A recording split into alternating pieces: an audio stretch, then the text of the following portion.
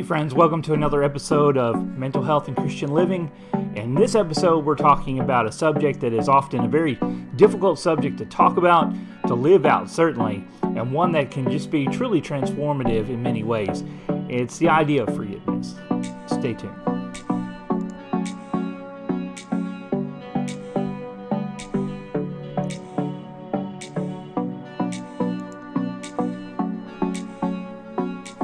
It is just a great opportunity to spend a few minutes with you all, and I feel honored that you tuned in and want to encourage you to be sharing the podcast and make sure you've subscribed, whether you're watching on YouTube or now on Spotify, so you make sure you get the future updates and episodes of this particular podcast. Also want to encourage you to remember that we're trying to look at things from a Christian point of view, but also we're looking at things that pertain to mental health and emotional health. And that's the whole point of this podcast, and I hope and trust that you'll find something that's encouraging to you along the way. As we said in the intro, we're talking about forgiveness today, and as we're looking at this subject, it is profound in many, many ways. It is something that is difficult. It is something that is, I said, even transformative. And the power behind forgiveness is just remarkable. We could spend a lot of episodes, and I'm sure we will in future episodes, come back to this topic of talking about forgiveness. That's just how big this thing is. To get us started, I want to just put a couple pieces out in front of us so that we can kind of explore this a little bit, and so you can know that, look, I'm not thinking this is easy. That's the main thing. Number one, forgiveness is not easy. It's a difficult subject, but it's one that we as Christians obviously need to consider because Jesus spent quite a bit of time on it. I mean, Jesus said in the Great Sermon on the Mount, great prayer, the Lord's Prayer, as some call it, the model prayer, as I might refer to it, forgive us this day as we forgive others. Jesus said that if we refuse to forgive others, our God Father in heaven will refuse to forgive us. I mean, those things are powerful, and they are certainly grab our attention, because what happens when we've been wronged in such a way that we just cannot imagine the idea of extending forgiveness to a person, or even yet we've done something that has so scarred us that we would be involved in it that we can't imagine forgiving ourselves. So when we talk about forgiveness, we do need to come from the point of view of understanding it is difficult. It is not easy. And that's why I want to look in this particular episode and thoughts today, the power behind it. So that if we can see that part of it, maybe it is the encouragement to help us as we endeavor to do those things that we would associate with forgiveness, okay? So we'll just start off with this idea. Forgiveness is kind of universal. It's a theme that we'll see throughout, obviously, Christianity, but it's a theme that we see throughout regardless of your religious background through life. It is a topic that we often deal with in counseling offices, and when and where and how we should forgive is surely debated among a lot of people, even people of like faith or like mind or a like background. So as we're looking at this, what we want to do is understand how difficult it can be, but also to not just make sure we understand how difficult it is, but there are things we can do to help us to explore forgiving ourselves, other people, and why it's so important for us to do that. I already made mention of this, but you all know that Jesus said, "For if you forgive others their trespasses, your heavenly Father will also forgive you. But if you do not forgive others their trespasses, neither will your Father forgive your trespasses."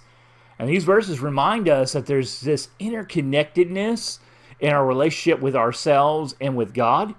And it would be important to see that even if we're not looking at it from a Christian point of view, there's still this interconnectedness between not ourselves, but other people. Often what we see happen with forgiveness is it's not just a spiritual thing. It is a spiritual thing, but not just a spiritual thing. It is an emotional, mental piece that can have physiological impact on our life too. But it's a very relational thing. In other words, if someone has wronged me and I carry that wrong and I allow it to continue to bind me and continue to weigh on me, it will no doubt have an effect on how I treat other people, regardless of their connection to that wrong that I experienced. And that's why I say it's interconnected and it's powerful and it's something that is really hard to ignore, the impact and the effects of not extending forgiveness. I want to do this, though, because it can affect us physically. Again, stress and anxiety that can build from that, depression that can build from that, lack of sleep, stomach issues, even heart issues eventually. But these things can all be kind of tangled in together with relational problems, spiritual issues, all tied back to a grievance that we could not get past. I do want to make sure that we want to look at it from the point of view of unburdening ourselves, not letting the other person off the hook. That, I think, is probably the biggest premise that we often face, because maybe it wasn't like this in your house, but in many of our houses as we grew up, maybe you did something wrong, maybe you broke something that you weren't supposed to be playing with when you were a child, and that concerned parent, that loving parent, doing what they believe to be right. I'm not trying to challenge that at all, but they come up to us and you're crying, you're defeated, so forth, you messed up, and they say, it's okay. And I think that's a pretty common universal experience that we've probably had. And whether it's mom or dad or grandma or a friend or whoever it is, oh, it's okay, it'll be okay. And we kind of connect that concept with, even as adults now, with the idea of saying, I forgive you, as I'm saying, it's okay. And I don't think that we need to make that connection, because that's not forgiveness. What they did to us, or what happened, wasn't okay.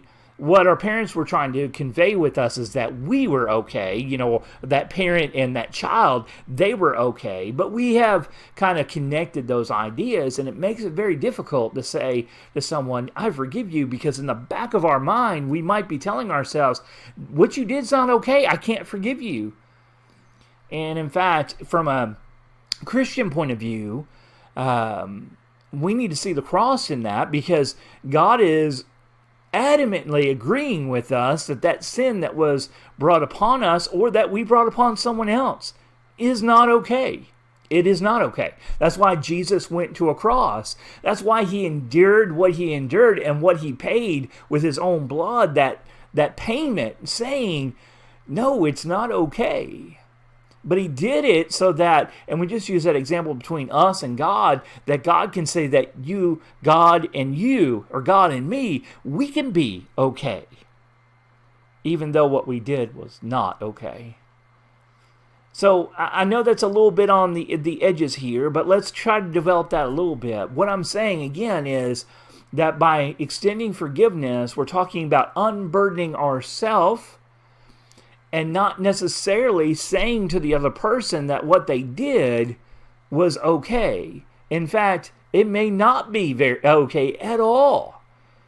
But we're freeing ourselves from being attached to that, whatever they did or whatever occurred.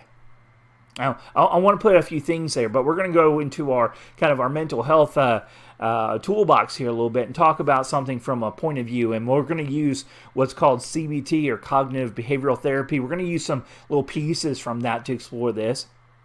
Now, CBT would teach us, keeping it very simple, that our thoughts and our emotions are very tied together. What we feel is often connected with how we think about what's happening, or what has happened, or how we view what's happening. I think you all could see that. I don't think that's a very difficult concept.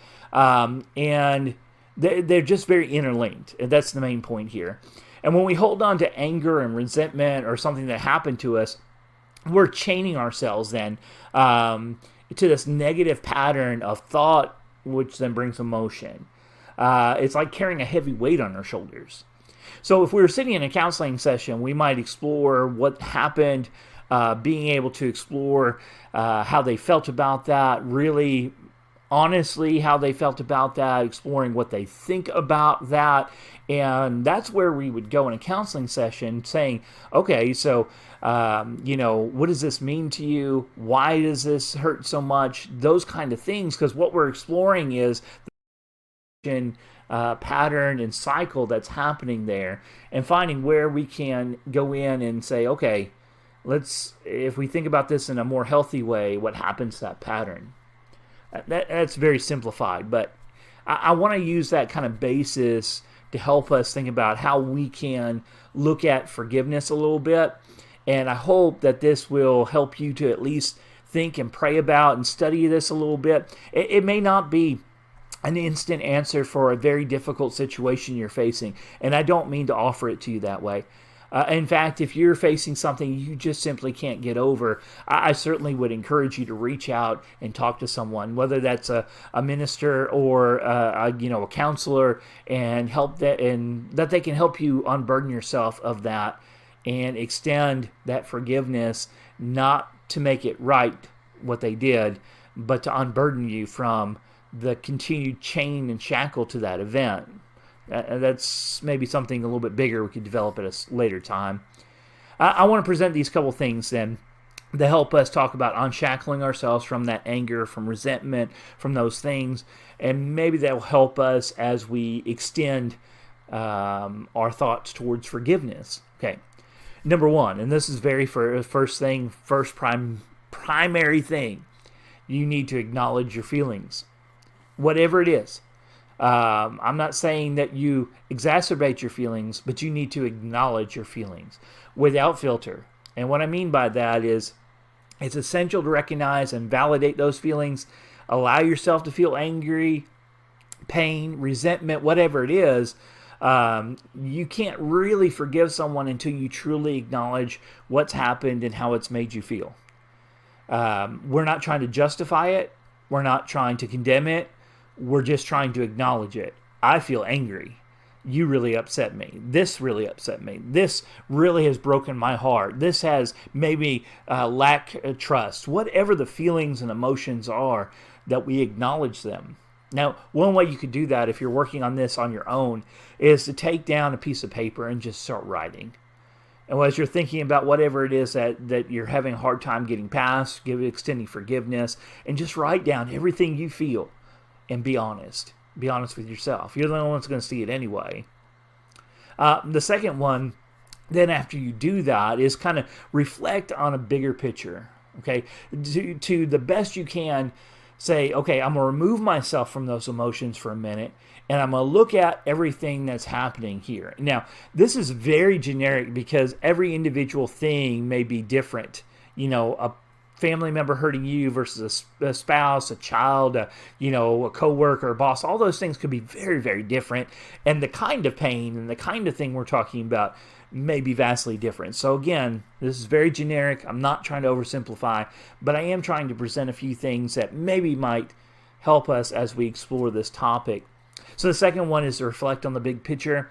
And what I mean is, again, to remove ourselves from the emotions for a minute, take a step back, and look at the situation as broadly as we can. Often we discover that there are factors, circumstances beyond maybe the person who caused us the pain's control. What I mean by that is we're not justifying it. We're just trying to get a bigger perspective. Someone hurt us. Oftentimes, not always. But people who have been hurt in the past and not have been able to live or to endure or to handle that in the right way, they tend to set up patterns where they hurt other people. And it could be that. It could be that bully at school that's bullying us if we were a teenager or maybe even a college student. And the fact is they were bullied at home. Again, it doesn't justify. It just helps us to understand it. And when we understand it beyond we might be able to start to understand, hey, you know what? This isn't about me. This is about that person. And I don't have to hold it to make sure they feel accountable. They need help dealing with their problems. But that is a second step. Reflect on a bigger picture. What's happened here? Reflect on my bigger picture, your bigger picture. Okay, again, I am not trying to minimize big things. So there may be some very big things that people have endured that these simple steps are not enough.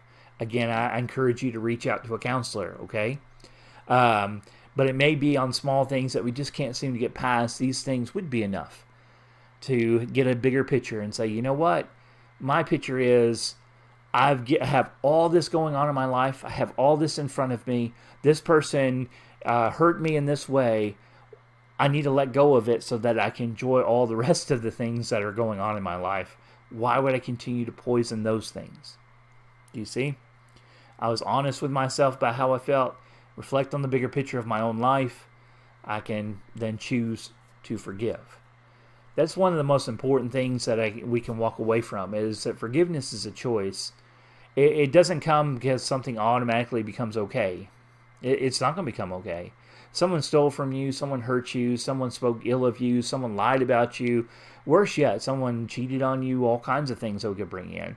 They're not going to instantly become or, magically become okay at some point. We're talking about unburdening ourselves so that we don't continue to carry the pain of what someone else did. We have to choose to forgive then. It doesn't mean you condone the wrongdoing. It means you're releasing the power it has over you. And that's very important.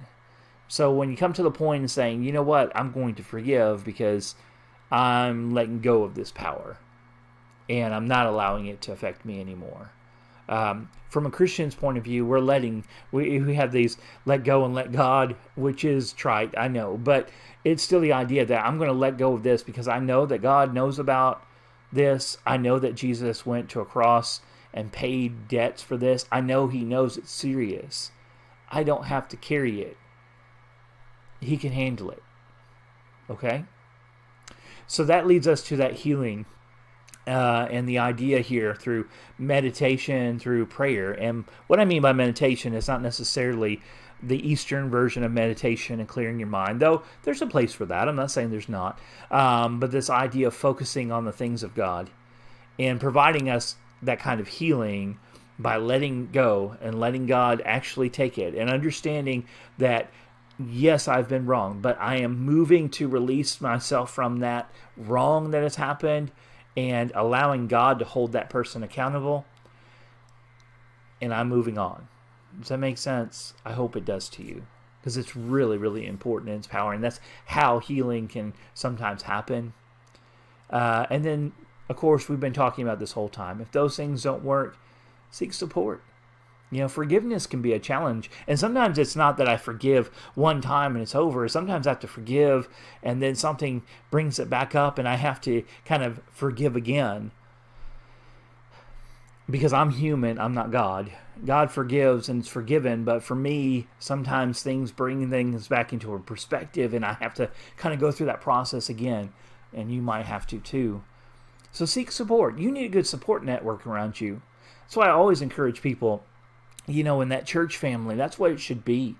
Even beyond that, a good counselor is someone, not a weakness. It can be a strength in someone's life.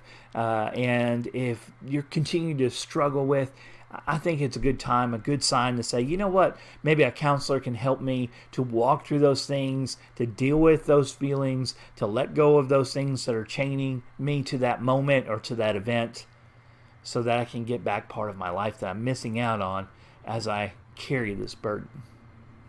That's really kind of the biggest part of what I want to cover today, because again, we can talk about so many different aspects of forgiveness. We can talk about it more from a scriptural point of view. The parable of the unforgiving servant that Jesus uses to teach when Peter asks, how many times should I forgive my brother who sins against me? But the main part is giving, hopefully, some view towards, look, forgiveness is not agreeing that what the person did is okay. It's releasing yourself from the burden of what happened to you or what you have experienced, so it doesn't continue to build resentment and pain and agony in your life. And that is worth our effort, I think. But again, throughout this whole thing, I've been saying, sometimes we need help along that journey, and don't feel like it's a weakness. Feel like it's an opportunity to take advantage of a strength. Reach out for support. That's one of the most important things I can encourage you to do. Now, I do want to take this moment as we kind of wrap up our thoughts for today. And I do know that, a little podcast like this, we're going to talk about all kinds of different topics and so forth. If you are have the opportunity, you put it in the comments on YouTube. There's also kind of some quotes and some polls on Spotify. And you use one of those avenues. If there's a topic you'd really want us to explore, throw it down in there. I can't promise when I'll get to it, but I'll do my best to cover it. If it's pertinent to our podcast and to what we're talking about. For those who aren't familiar, I am Kentucky licensed pastoral counselor, so I'm a licensed counselor here in Kentucky, and I just want to encourage you and always encourage you that if you are in need, direct need, immediate need, please reach out to someone. Don't just depend on things like a podcast or a book or something like that. Get the support you need. Contact a counselor. They're there to help you, okay? I hope that you've enjoyed this episode, and I hope that you'll take that opportunity to share it with other people, encourage people to come be a part of this. We'd really love your support, and I hope to see you on the next episode of Mental Health and Christian Living.